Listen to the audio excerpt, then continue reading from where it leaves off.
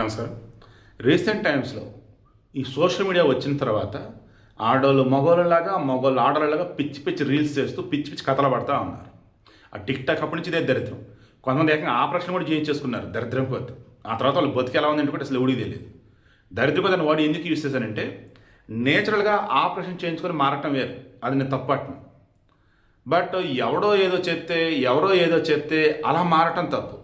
రీసెంట్గా కూడా సినిమాలు కూడా వచ్చినాయి.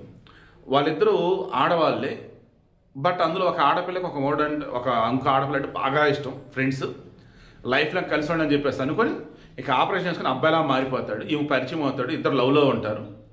బట్ చివరికి వచ్చేటప్పటికి తెలిసిపోయింది అబ్బాయి కాదు అమ్మాయి, ఆ అమ్మాయే నా చిన్నప్పుడు ఫ్రెండ్నే.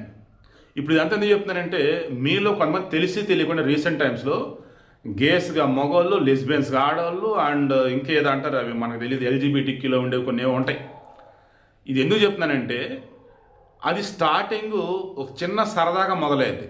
ట్రై చేద్దాంలే, మనం కూడా చూద్దాంలే, మనం కూడా డ్రెస్ వేసుకుందాంలే, లైక్ ఇలా. అవి రాను ఇంకా మిమ్మల్ని సైకలాజికల్గా ఇది చేస్తాయి.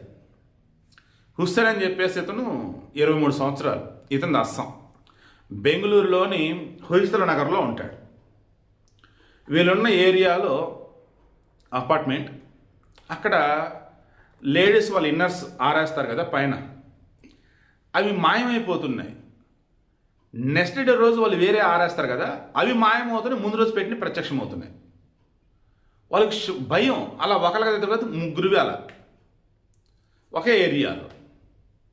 ఎవరైనా ఎందుకు ఊరుకుంటారు? ఇక పోలీస్ కంప్లైంట్ ఇచ్చారు అంటే ముందు సీసీటీవీ ఫుటేజ్ పెడదామని సీసీటీవీలు పెట్టారు సీక్రెట్గా.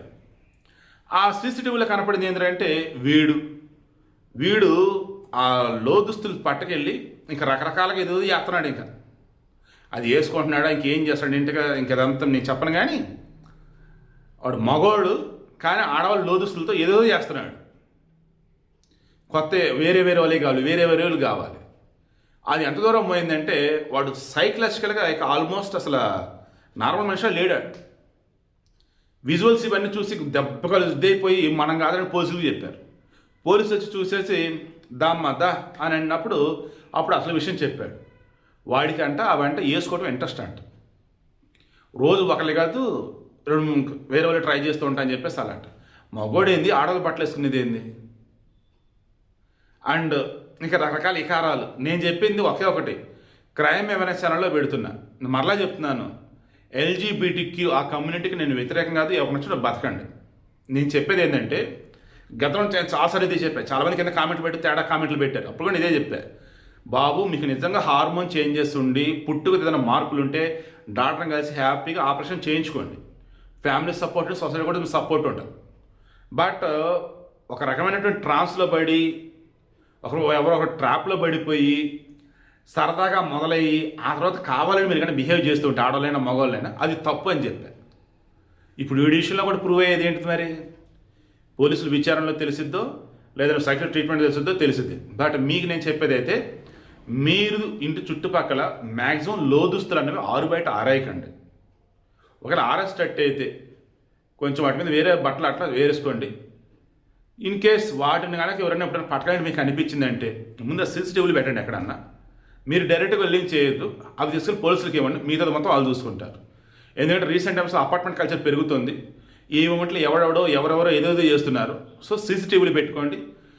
కొంచెం తేడాగా మీకు అనిపించినా ఆ సీసీటీవీ ఫుటేజ్ చెక్ చేసి దానికి పోలీసులకు ఇస్తే మిగతాది మొత్తం వాళ్ళు చూసుకుంటారు. మరలా చెప్పిన వీడియో మెయిన్ ఇంటెన్షన్, రీసెంట్ టైమ్స్లో అబ్బాయిలు అమ్మాయిలలాగా, అమ్మాయిలు అబ్బాయిలాగా, అమ్మాయిలతో అమ్మాయిలతో ఈ దరిద్రం వెస్ట్రన్ కల్చర్ మనది కాదురా నాయన, అదొక మానసిక రోగం. బట్ రీసెంట్ టైమ్స్లో కోర్టులు కూడా ఓకే గో హెడ్ అన్నాయి, బట్ పెళ్ళిళ్ళు మాత్రం ఒప్పుకోరా బాబు అన్నారు. పెళ్ళిళ్ళు ఒప్పుకుంటేది ఒప్పుకోకపోతే వాళ్ళు చేయాల్సిన చేసుకుంటూనే ఉన్నారు, పెళ్ళి ఒక్కటే చేసుకోవట్లే. జాగ్రత్త, మీ పిల్లలైనా మీరైనా.